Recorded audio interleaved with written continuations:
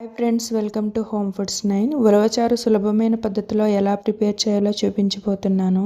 చాలా టేస్టీగా వచ్చింది. మీరు కూడా ట్రై చేయండి. ఉలవల్ని 3-4 సార్లు బాగా కడిగి ఒక గ్లాసు ఉలవలకి 3 గ్లాసులు నీళ్లు పోసి నైట్ అంతా నానబెట్టుకోవాలి. నానబెట్టుకున్న ఉలవల్ని నీళ్లతో సహా వేసేసుకుని ఇంకొక 3 గ్లాసులు నీళ్లు పోసుకోవాలి. మొత్తం 6 గ్లాసులు నీళ్ళు అయ్యాయి. నానబెట్టినప్పుడు పోసుకున్న 3 గ్లాసులు, ఇప్పుడు ఎక్స్ట్రా పోసిన 3 గ్లాసులు కలిపి 6 గ్లాసులు అయ్యాయి. లో ఫ్లేమ్లో 18 విజిల్స్ వచ్చే వరకు ఉడికించుకోండి. పెద్ద నిమ్మకాయ సైజు చింతపండు తీసుకుని 1/2 కప్పు వాటర్లో నానబెట్టుకోండి.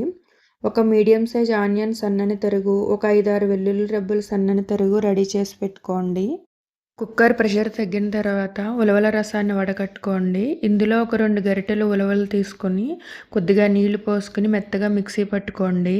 ఉలవచారు చిక్కబడటానికి ఈ పేస్ట్ వాడతాం. మీద బాండిల్ పెట్టుకుని 3 స్పూన్ల ఆయిల్ వేసుకుని హీట్ చేసుకోండి. 1/2 స్పూన్ ఆవాలు, ఎండుమిర్చి, వెల్లుల్లి తరుగు, ఒక పచ్చిమిర్చి, కరివేపాకు వేసుకుని బాగా వేయించుకోండి. వెల్లుల్లి బాగా వేగాలి.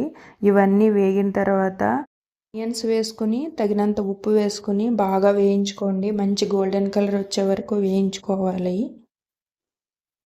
ఆనియన్స్ ఇలా మంచి కలర్ వచ్చాక 1/2 స్పూన్ ఇంగువ, 1 స్పూన్ కారం, 1/2 స్పూన్ పసుపు వేసి 2-3 సార్లు వేయించుకుని చింతపండు పులుసు వేసేసుకోండి. పులుసులో తగినంత ఉప్పు వేసుకుని మీడియం ఫ్లేమ్లో ఆయిల్ పైకి తేలే వరకు ఉడికించుకోండి. పులుసు ఉడికిన తర్వాత ఉలవల్ని నీళ్లు పోసుకుని పేస్ట్ చేసుకుని ఉలవల పేస్ట్ని కూడా వేసేసుకోండి. ఇది బాగా కలుపుకుని 4 నిమిషాల పాటు ఉడికించుకోండి మీడియం ఫ్లేమ్లో. ఉలవల రసాన్ని కూడా వేసుకుని తగినంత ఉప్పు వేసుకుని 1 స్పూన్ మెంతులు, 1/2 స్పూన్ జీలకర్ర వేయించుకుని పొడి చేసి పెట్టుకోండి. ఆ పొడిని కూడా వేసుకుని ఒక 15 నిమిషాలు మీడియం ఫ్లేమ్లో ఉడికించుకోండి. ఒక 1 ఇంచ్ బెల్లం కూడా వేసుకోండి. బెల్లం వేయడం వల్ల మంచి టేస్ట్ వస్తుంది. మీకు ఇష్టం లేకపోతే స్కిప్ చేసుకోవచ్చు. ఒక 15 నిమిషాలు లో ఫ్లేమ్లో ఉడికించుకోండి. నాకైతే 25-30 నిమిషాలు పట్టింది ఉలవచారు ఈ కన్సిస్టెన్సీ రావడానికి. మీకు ఇంకా చిక్కగా కావాలనుకుంటే ఇంకొద్దిసేపు ఉడికించుకోండి. 10 నిమిషాల తర్వాత వడకట్టుకుని తాలింపు వేసుకుంటారు. నేనైతే డైరెక్ట్ ఇలానే వేసేస్తాను. ఆవాలు, జీలకర్ర, ఎండుమిర్చి, కరివేపాకు వేసుకుని తాలింపు వేసుకోవాలి.